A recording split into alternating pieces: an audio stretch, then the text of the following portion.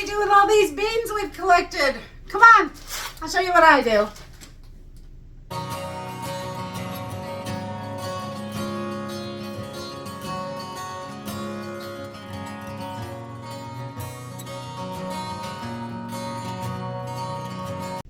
Hey everyone, welcome to Homestead Corner. I'm Jenny, and today I wanted to share with you why I collect so many beans. Beans are absolutely wonderful for all kinds of dishes, and one of the things we use them the most for is bean soup. I absolutely love it. It's so delicious, and you can mix it up any way you want. It's super high in protein, fiber. We like to add beer brats to it, so it has a little bit of meat in there. When you cook that in the slow cooker, that meat just melts in your mouth. It is so delicious.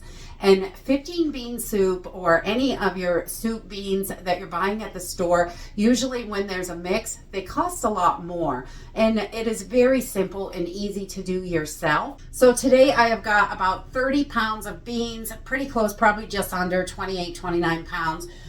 Some of these are 12-ounce packages, some are 1 pound, some are 2 pound. There's just a huge mixture. And when I buy beans at the store, I just bring them home, toss them in the freezer for a couple of days, just in case there's any kind of larva or anything like that on there.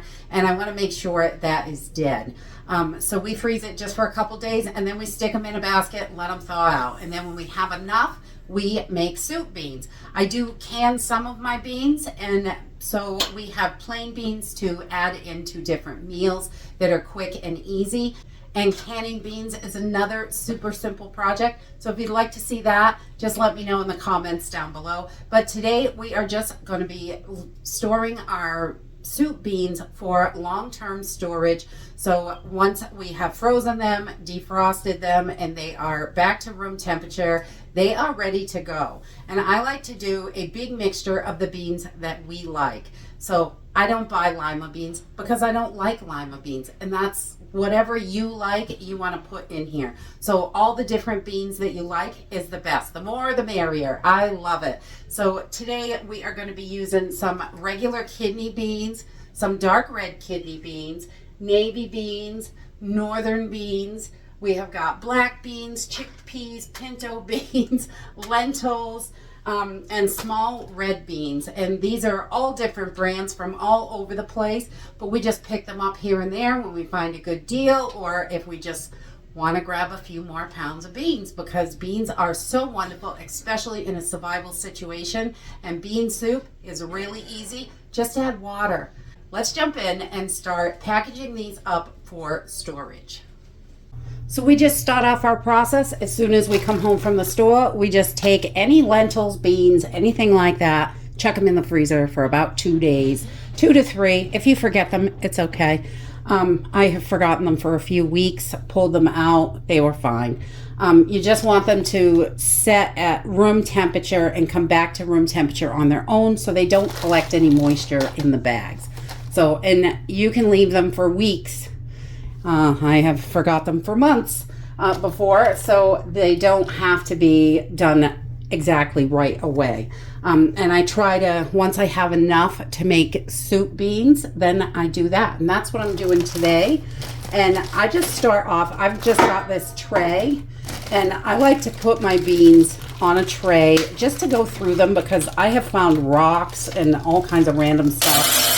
Or if you're really particular about your beans, you can take out anything that's ugly or anything like that, or split in half. I know some people don't like those, but I just like to go through and just look at everything. So make sure everything is really clean, because we're going to be storing these. And you can wear gloves if you want, but I just use soap and water and make sure my hands are dry.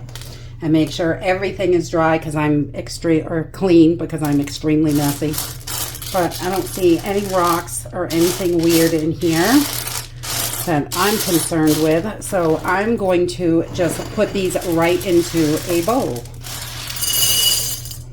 So I've got 1 pound of pinto beans. Now you can mix these up however you like it, which is great. So if you prefer a certain type of bean over another, can add more of those.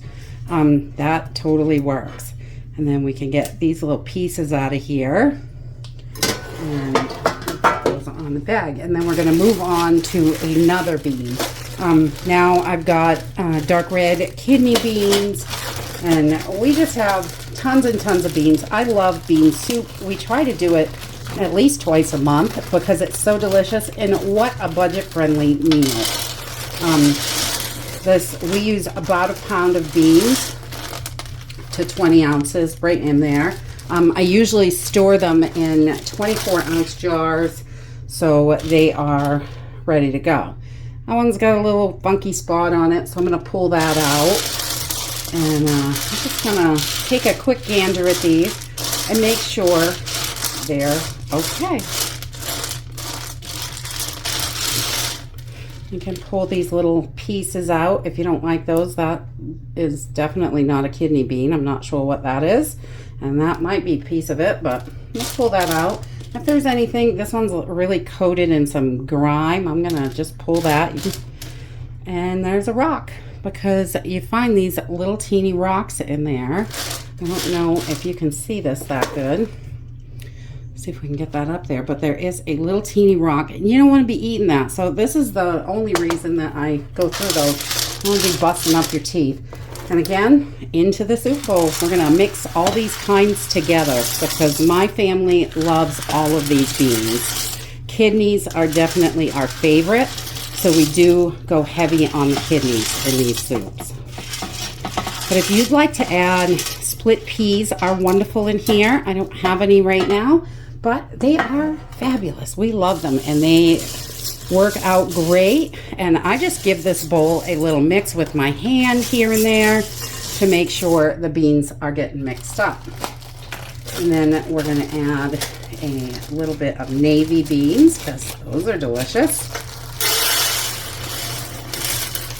And remember, whatever kind of beans you like is the beans you should use. If there's something you don't like I don't like lima beans, so I don't eat them. And if I buy soup beans, which I try not to, I will pick the lima beans out because I just don't like them. I'm fussy. And those bags come with big beans and big lima beans and the little lima beans. So again, add them right into your beans.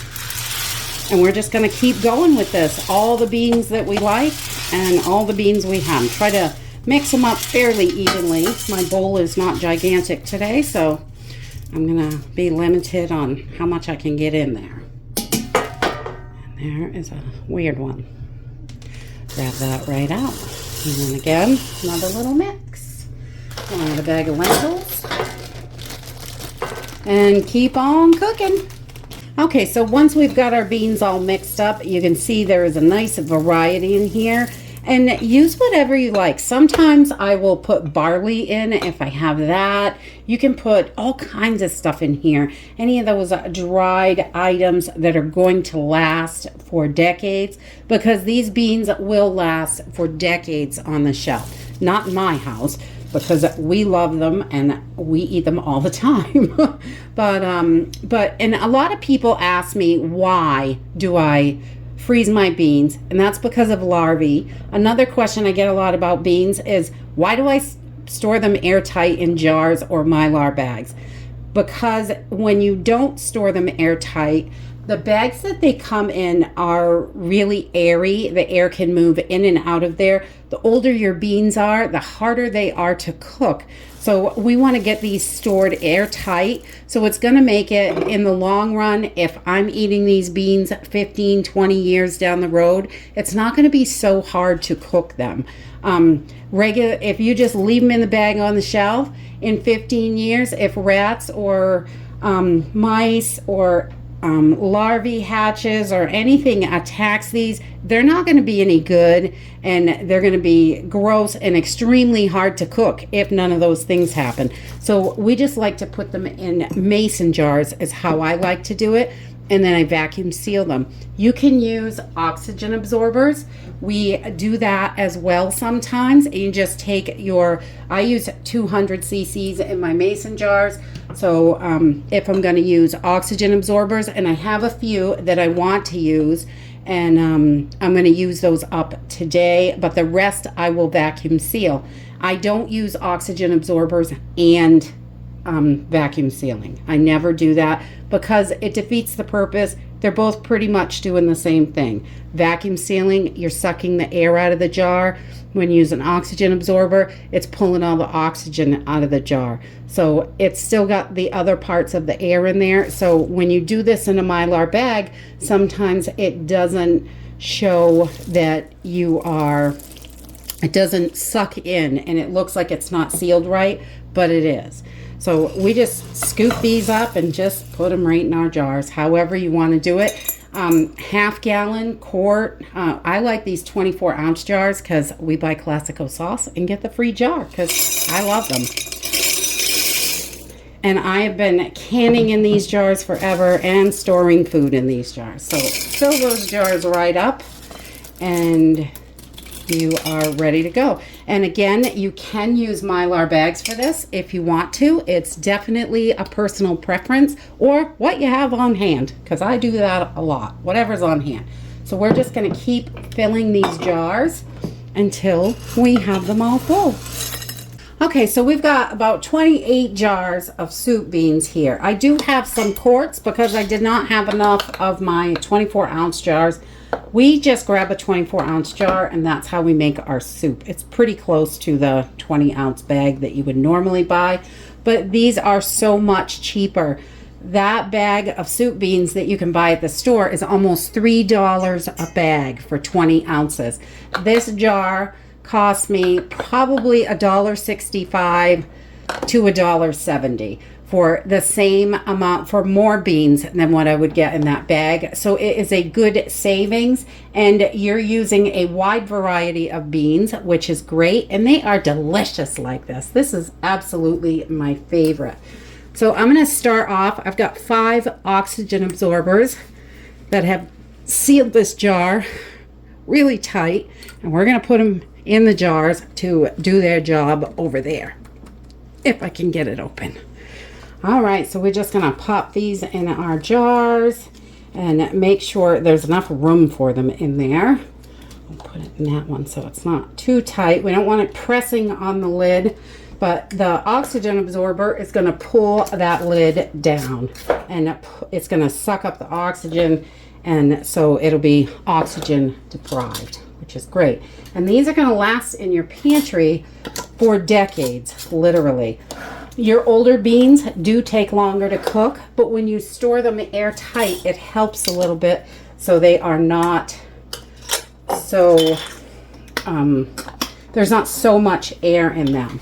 So we want to just make sure we're getting them airtight, and we want to keep them in a cool, dark, dry place so our lids don't rust. The light can degrade the nutrients and the color. So they may look funny if you leave them too long, but if they are getting light, that is definitely not good for them.